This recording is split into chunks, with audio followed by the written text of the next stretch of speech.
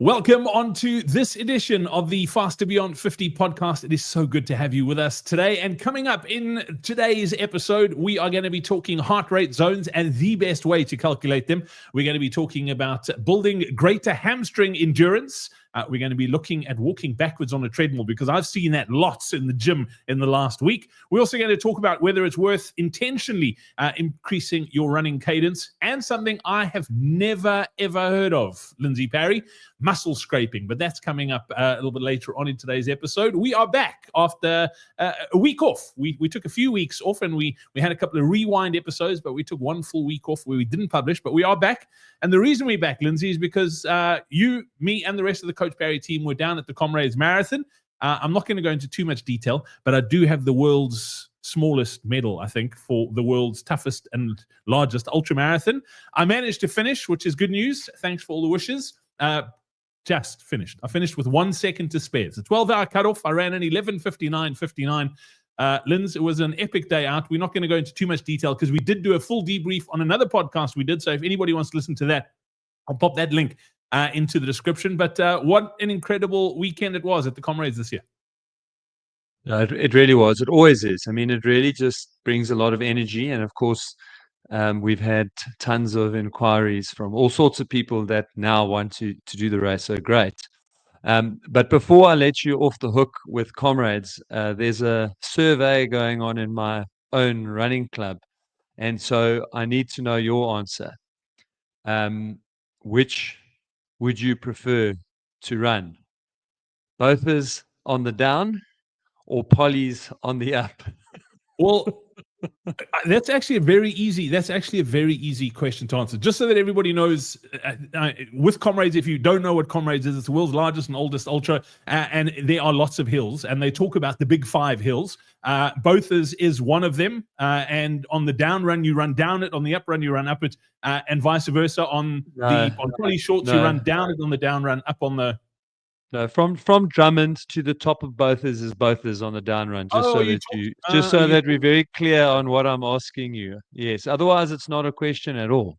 Okay. Would I rather run up Bothers or run up polys? Okay. So that's actually a very easy question to answer as well. Is I would rather do Bothers, to be honest, because I've never actually run up polys. I've only ever walked up polys on the up run because that's 80 kilometers in. And by the time 80 kilometers comes, I'm not running up any hills. So this year I actually had a really good stretch up Bothers hills. So yeah, I'll take Bothers, Lynn. Easy.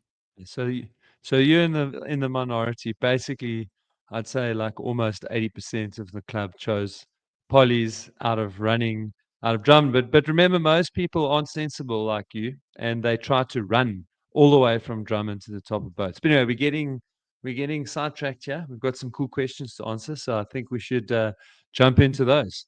Yeah, absolutely. And just so you know as well, on these Q&A episodes, we love your questions, and these are submitted questions. But specifically, we love the video questions. So if you want to ask a question for Lindsay to answer on this podcast, all you need to do is click on the link that's in the description now. And that's exactly what Don did. Lindsay, very cool question from Don. Here we go. Don here from Manitoba, Canada. Today I wanted to ask a question specifically about heart rate zone calculations. My Garmin watch automatically calculated my running threshold at 150 BPM. If I type that into my Garmin app HR zones, the results are quite different at the low and the high end of the zones. For example, in zone 2, being from 120 to 134, using the threshold calculation, and using the max calculation, it's 112 to 130.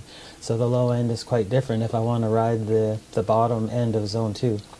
And for zone 5 effort, I would need a heart rate of only 150 using the threshold method, and my zone 5 would start at 167 using the max. 167 seems more realistic to me, but very different numbers.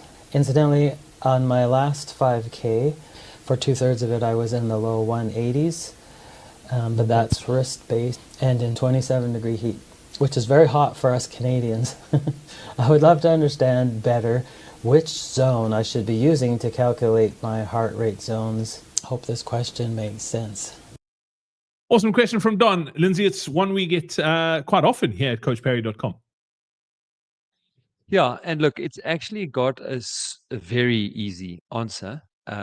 But this is why it's actually a great question, because there's lots of other stuff to unpack in that question, because this is the problem with data. So really, data is only as good as what is put into it, and similarly, what we get out of that data. So I think that's actually where I'm going to focus my answer. But Don, the very simple answer is it's better to use threshold heart rate, okay? But not in this case, and that's what I want to unpack.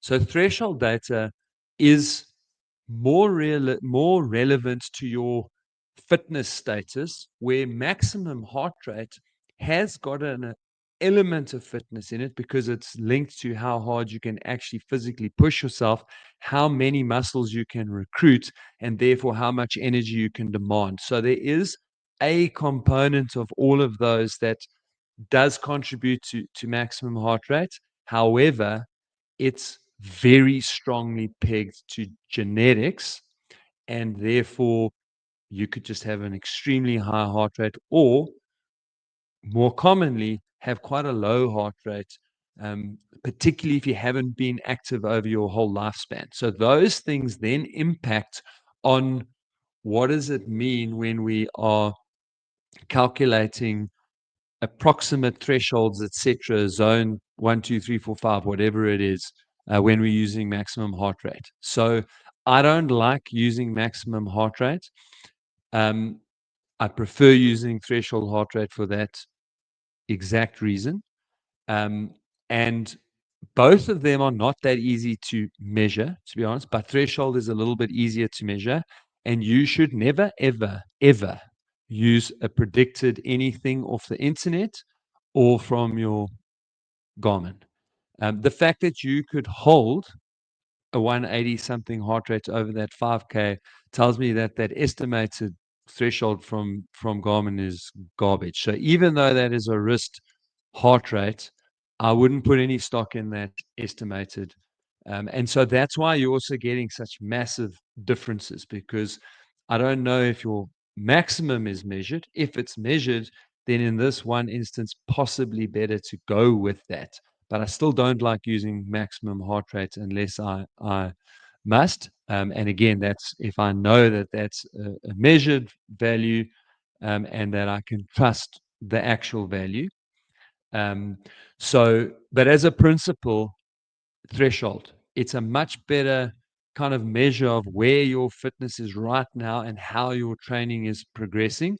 And so then we set our zones up, and especially zone 2. That's a really good one to set up off of your threshold heart rate. So I think to just really summarize the answer there is, I always prefer using threshold, but it's critical that we are getting good data that we are inputting in there.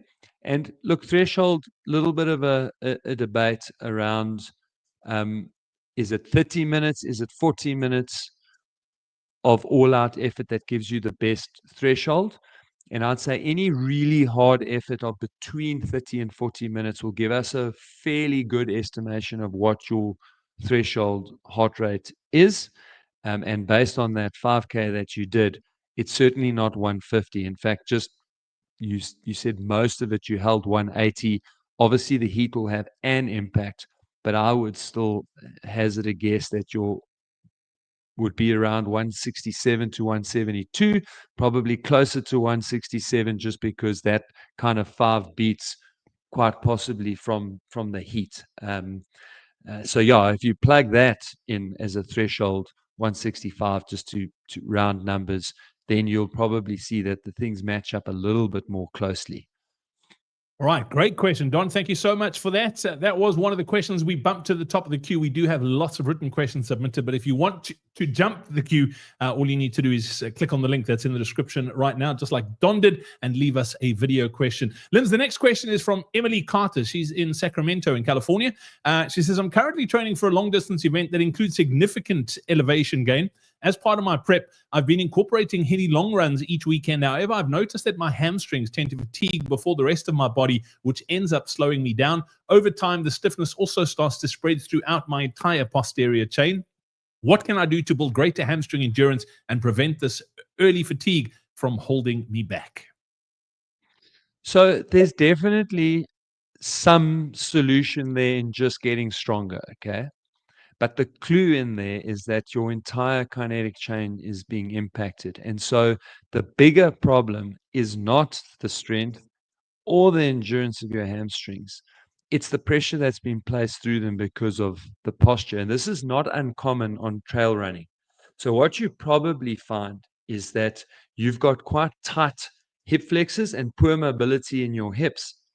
And so you are being pulled into an anterior tilt, and that anterior tilt tightens that kinetic chain at the back.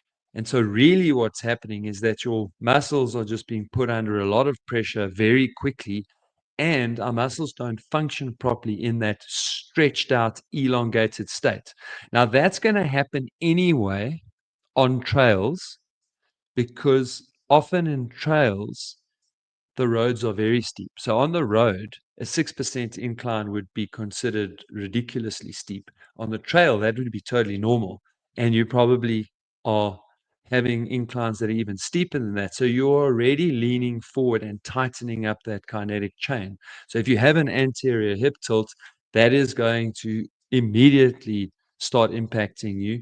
And I won't be surprised that both the glutes and the lower back really start to give you a hard time when you are doing trail. So the fix here is to do some more specific hamstring work, but it is also to make sure that we open up your hips, really stretch those hip flexors, work on them with a massage gun, work on them with foam roller, massage, some mobility drills, the good old open the gate, close the gate, some leg swings backwards and forwards, and then get to work with doing some proper hamstring work, some hamstring bridges, and then to really push the I don't want pressure is not the right word, but to really focus on the hamstring itself. You can actually lift your heels above your hips. So when you're lying on your back with your knees bent and picking yourself up and doing a hamstring bridge, if you actually just get a low step and have your heels on top of that low step and then pick yourself up into that bridge, you will feel how that just rams straight into your hamstrings. And then, of course, there's tons of hamstring exercises you can do to strengthen your hamstrings. But you need to make sure the hamstring can do its job. And to allow the hamstring to do its job, you want to have glutes that are activated, and you want to have good range of motion in your hips and relaxed hip flexors. And, we drive so much now and we sit so much that we've all got very tight hip flexors. Yeah, Lindsay, it's so funny just listening to Emily's question, and I've been back at it this week after Comrades, after taking a few weeks off, and I've just found that I've obviously been working a lot since Comrades, so I've been sitting in my office at my desk, and I've just found that exactly that. My hamstrings are struggling, and so much so that today I've decided, I'm going to be standing at my desk, and this is actually the first time that I'm sitting down, which is, they're definitely feeling a lot better, but I think sitting is the new smoking. That is for sure. Been training at the gym this week, Linz, and I actually wanted to ask you this. So it's so funny that Daniel Morgan asked the same question. He's from Philly. And Daniel was saying, I've been hearing more about backwards walking on the treadmill and was wondering, does it actually offer any benefits? I thought I'd lost my mind, Linz. I love running outdoors, but it's been very rainy here in Cape Town this week. So twice this week I've had to go and run at the gym, and I was running on the treadmill, two different gyms, and both gyms, there were dudes walking backwards on the treadmill. I thought I was losing my mind. Daniel wants to know, if so, what's the best way to incorporate it into routine? Should it be done on an incline or a flat surface, and for how long to be effective? Any insights or recommendations? Is walking backwards on a treadmill a thing? This episode of the Faster Beyond 50 podcast is brought to you by Active Forever. You love to run, but recovery just doesn't happen as fast as it used to. That's where Recover Plus Muscle Repair comes in. Designed for runners over 50, it includes whey protein for muscle repair, creatine for strength, and L-glutamine to fight soreness so you bounce back quicker and run pain-free. Fuel your recovery the right way. Head over to Get Active Forever and use the coupon code FAST to get 10% off your first order. That's getactiveforever.com. Look, there are people that do it, and the research that's been done on it shows that it is a little bit more targeted in the glutes and the hamstrings again. And because we run forward so much, the theory is that it's a good way of counterbalancing that. My personal feeling is there's just much better ways of doing it. So I would much rather and much more effectively and much less time consuming get in and do the strength work that I need to do in the gym or at home. So yeah, the answer is that there are some benefits for sure. We in the previous answer we were talking about hamstring strength, but we were also talking about hip flexors. So that's another area where the backwards walking is quite good, as it does open up the hips. But again, what is our new favorite buzzword? Minimum effective dose. What is the minimum effective dose? And that is the question that there isn't an answer for. And I think that's why the question's being posed here, is because probably looked on the internet. So what is that answer? Should it be uphill? I don't know. My gut tells me that uphill will probably shift the focus a little bit more to the glutes. I wouldn't do it downhill. I think that might be bordering on dangerous. And that's the other point, really, is that it's probably not something you'll do outside just for safety reasons. So I feel like the short answer to this question is really that there are other things that are far more effective and far less time consuming than walking backwards. And I would say that the reason for that is that I think you'd have to do quite a lot of it for it really to be effective. And now, what is a lot of it? Is it 20%, 25%, 30% of your training?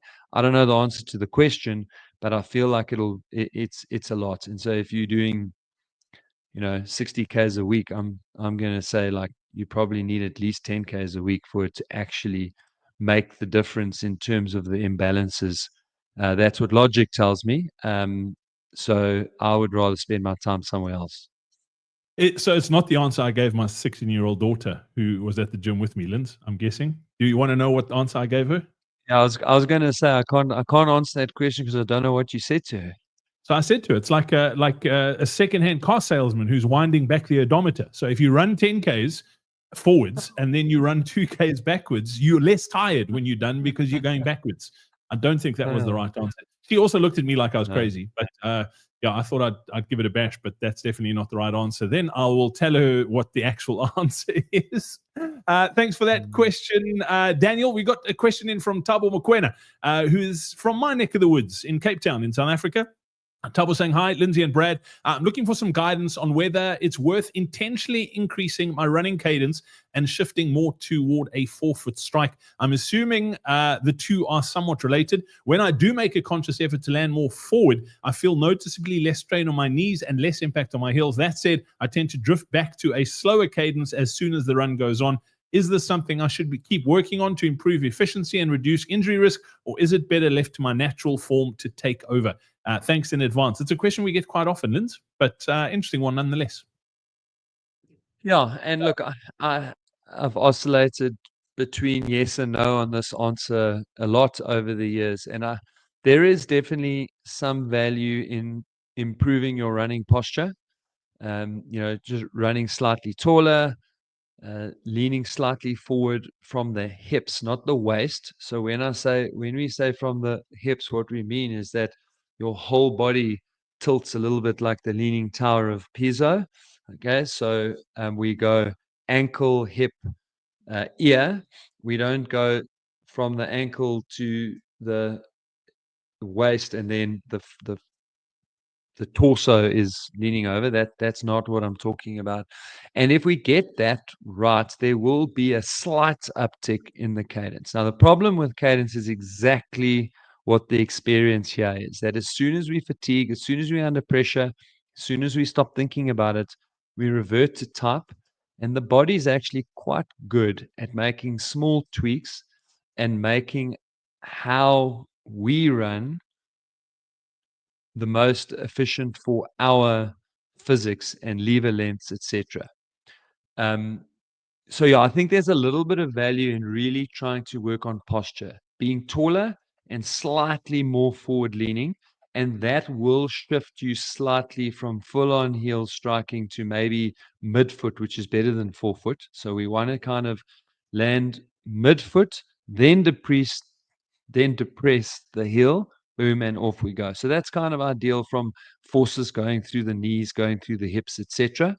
And I would focus a little bit there, because it's also a much easier thing to change, to be honest, because if you focus on it and fix it, it'll stay like that for a little while. Whereas cadence, literally, as soon as you stop thinking about cadence, it'll change, even if you put a metronome. So a lot of people put a metronome in their cap and think that that fixes the problem. No, like, you will be amazed how that can just fade into the background unless you physically focus on each duk duk duk duk duk. As soon as you stop, it drifts, and you'll go straight back to top.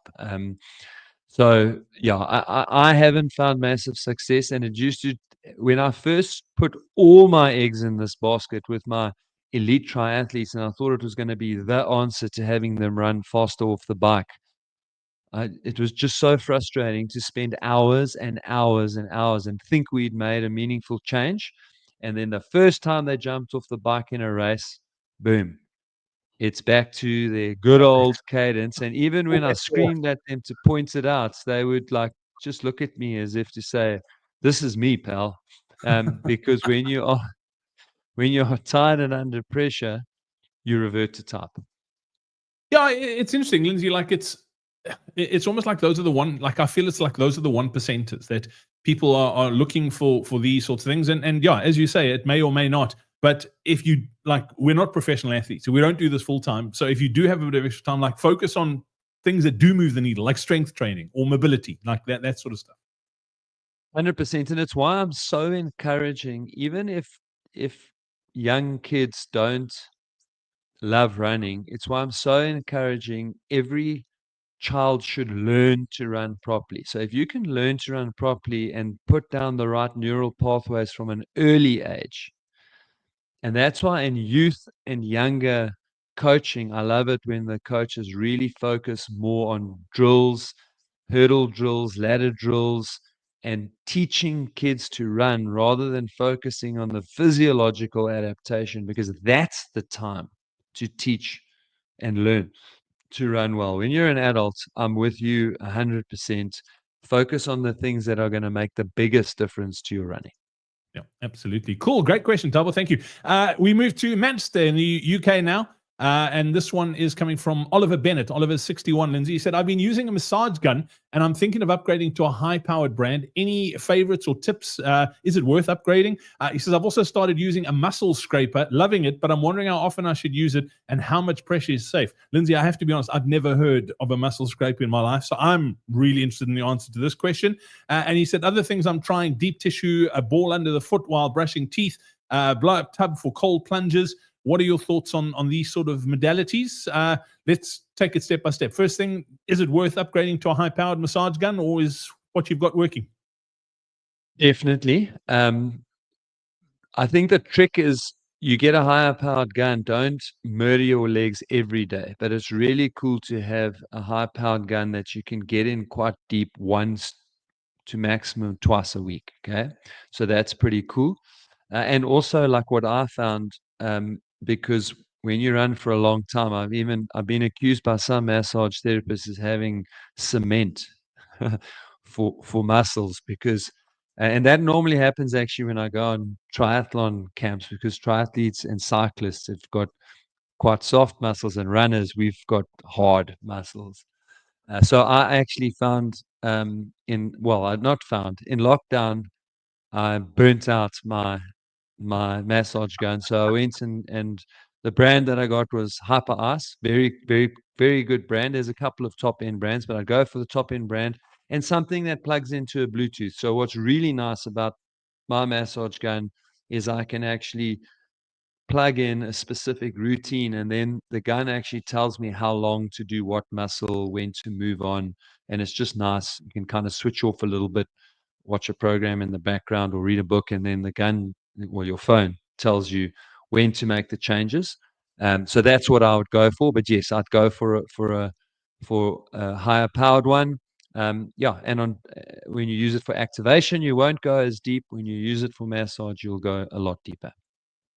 Cool. Then the next, I'm putting the bit that I'm most interested in last. But he says other things like deep tissue ball under the foot while brushing teeth, blood tub for cold plunges. What are your thoughts on those sorts of things? Yeah, so I quite like the deep tissue ball. It just mustn't be too hard. Otherwise, you can actually bruise that. Remember that under the foot, the muscles there are fairly thin. And the main connective tissue that you've got under there is the plantar, and that's a tendon. So you don't want to bruise that plantar because that can lead to all sorts of issues. But it's really good. The term is hydrating that plantar, just releasing it and allowing fluids to get in there. So you want a firm but squishy, spiky ball that you can roll over, and that's fantastic.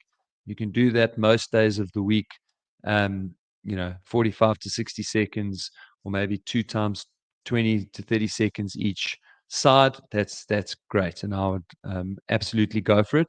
Ice plunge. Look, lots of health benefits around taking ice plunges from recovery, hormone balance, recovery. Yep, because of reduction in inflammation, which again, this is where not everything works equally well for everyone. Okay, that is true of many things in life, and with these contrast therapies, massage, and to use the example, there is nothing better in the universe for me for recovery than a bone crushing massage. Like I often tell a new massage therapist, you can try, but you will not hurt me.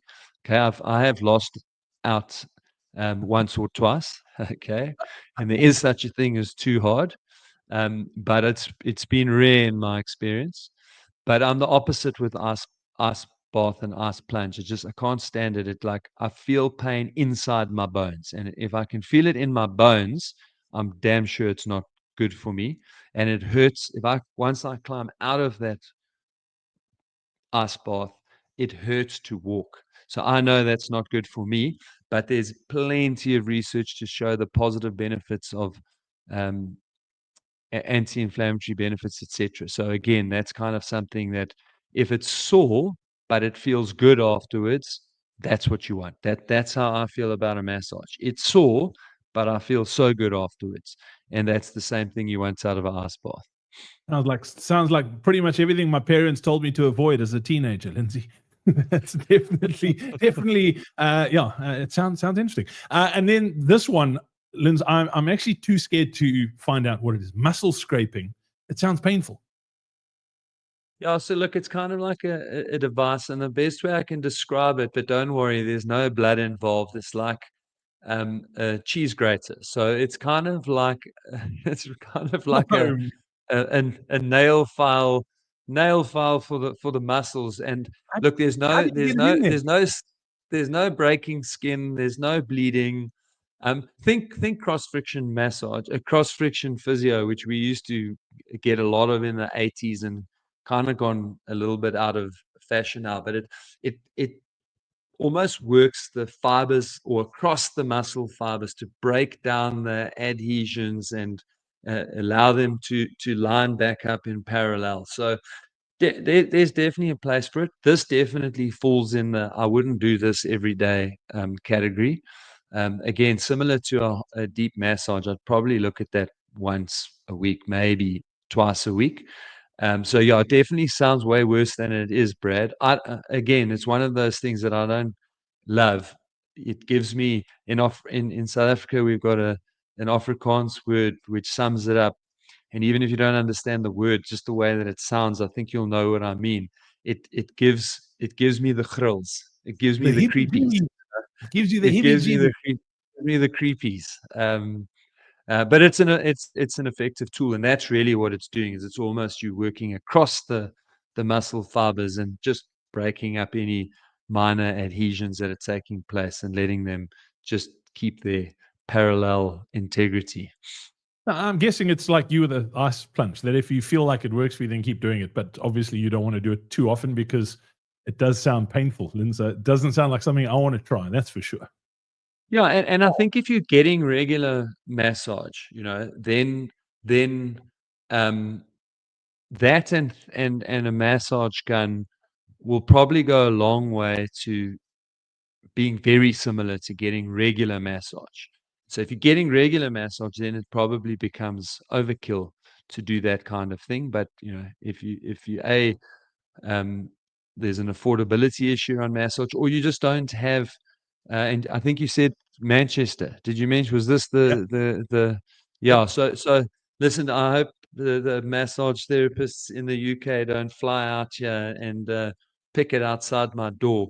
But often what I get from South Africans that move to the UK is that no, the guys here are too scared to really give you. So it's like everything in life. There must be plenty of good massage therapists in the UK, and there must be plenty that don't quite hit the spot. And so these are good alternatives to massage. All right, cool stuff. Some great questions on today's podcast. Don't forget, if you'd like to get yours answered, all you need to do is click on the link that is in the description, and we do bump the video questions and audio questions to the top of that list. So make sure you submit yours. We've got another episode coming up in just a couple of weeks' time. Lindsay, as always, got a bit of a frog in the throat. As always, great to catch up. I'm going to do it again because it is Medal Monday, and I don't get to do this often. But how pretty is that medal, Lindsay? Yeah, it's a good one. I'm very tempted to go and get myself another one next year, but we'll keep talking about that. Let me tell you, 90K is a long way to run. That is for sure. But from the two of us, thank you so much for listening. Don't forget to hit the like and subscribe button. And if you do know someone who would get any benefit out of this Fast to Beyond 50 podcast, please do share it with them. We are growing really nicely. But one thing that I'm amazed at is less than 50% of people who listen to this podcast actually subscribe to the podcast, which is mad. So just hit the subscribe button so you don't miss out on any future episodes. Until next time, from the two of us, it's cheers.